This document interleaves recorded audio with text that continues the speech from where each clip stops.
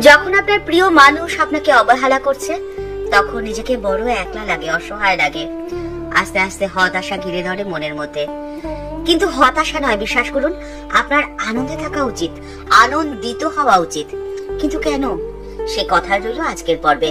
আর সেই কথাটি জানার জন্য সম্পূর্ণ ভিডিওটি যে আপনাকে দেখতে হবে। সময়টা 1882 সাল 24 আগস্ট।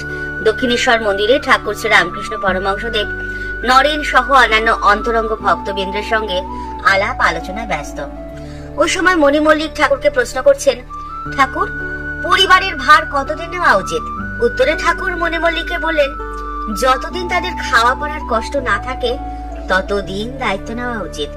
তবে সন্তান যখন বড় হয়ে যায় তখন আর তার ভার নেওয়ার প্রয়োজন হয় না গো। দেখো না, পাখির ছানা যখন খুঁটে খেতে শিখে যায় তখন মা পাখি কিন্তু আর ছানাটির খাওয়ার দায়িত্ব নেয় না। তখন সেই পাখির ছানাটি যদি তার মায়ের কাছে খাওয়ার জন্য আসে, তখন মা পাখি তার ছানাটিকে ঠোকর মেরে সরিয়ে দেয়।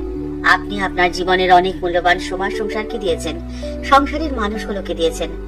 নিজের কথা ভাবার সময় আপনার হয়নি, কিন্তু তারপরে দেখছেন সেই মানুষগুলো নিজেদের জগতে এতটাই ব্যস্ত যে আপনার কথা ভাবার সময় তাদের হাতে নেই। আপনি হয়ে পড়েছেন অবহেলিত। হতাশা আপনাকে ধীরে ধীরে গ্রাস করে ফেলছে। আপনি অসম্মানিত বোধ করছেন, কিন্তু আপনি ভুল করছেন। আপনি জানবেন, আপনি যত বেশি একলা হচ্ছেন আপনার সফলতার দরজা খুলছে তত তাড়াতাড়ি। আপনার জীবন সফল, আপনার জন্ম সার্থক। এই কথাটি আপনি তখনই বলতে পারবেন যখন কর্মের মধ্যে দিয়ে আপনি এই পৃথিবীতে একটি ছাপ ফেলে রেখে যেতে পারবেন। মানুষ অমর নয়, একদিন না একদিন পৃথিবী ছেড়ে মানুষকে চলে যেতেই হবে। কিন্তু আপনি যে এই পৃথিবীতে এসেছিলেন তার একটি চিহ্ন যদি আপনি রেখে যেতে পারেন, তাহলেই আপনার জন্ম সার্থক হয়ে যাবে। আর আপনি যত বেশি একলা হবেন ততই আপনি নিজ কর্মে মনোযোগ দিতে পারবেন। সাধারণত প্রত্যেকটি কর্মের পেছনে কিছু না কিছু স্বার্থ তো থাকেই। সাধারণ মানুষ সুখ লাভের আশা নিয়ে, অথবা দুঃখ দূর করার আশা নিয়ে, অথবা তাকে জীবনে যাতে দুঃখ পেতে না হয় সেই উদ্দেশ্য নিয়ে প্রত্যেকটি কাজ করে। কিন্তু স্থায়ী সুখ লাভ বা তারা জীবনে দুঃখ পাবে না, এমনটা যে কখনো হতে পারে না।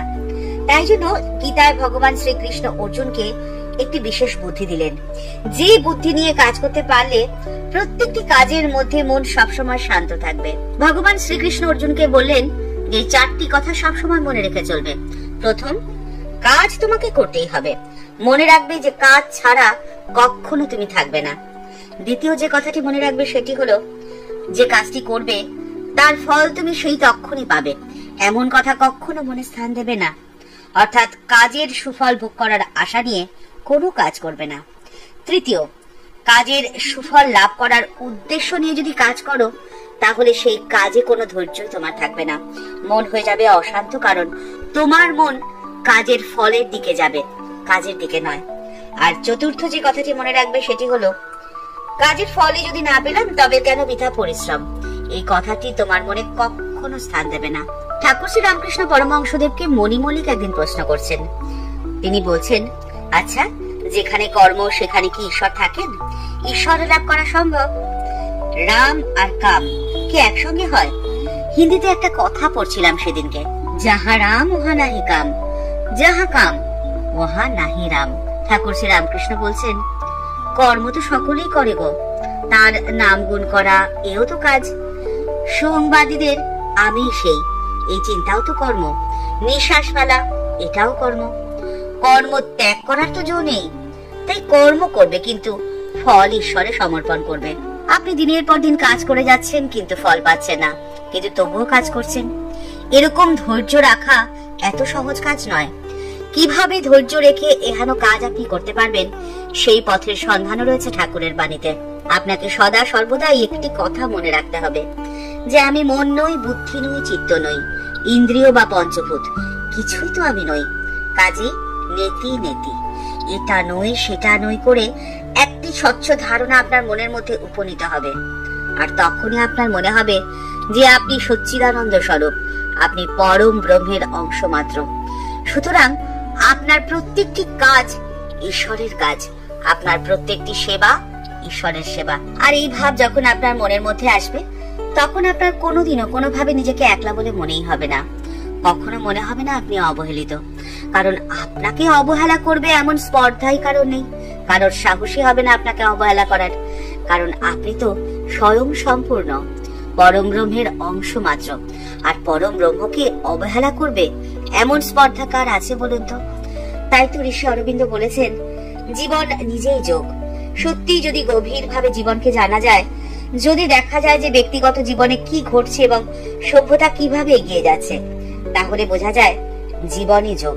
আপনার এই ভাবনা আরো জোরালো হয়ে আপনাকে আনন্দে ভরিয়ে রাখতে পারে যদি স্বামীজির একটি কথাকে আপনি সদা সর্বদা মনে রাখতে পারেন। স্বামীজি বলছেন, এই দুটি কথাকে সদা সর্বদা মনে রেখে আমাদের জীবনের পথে চলতে হবে।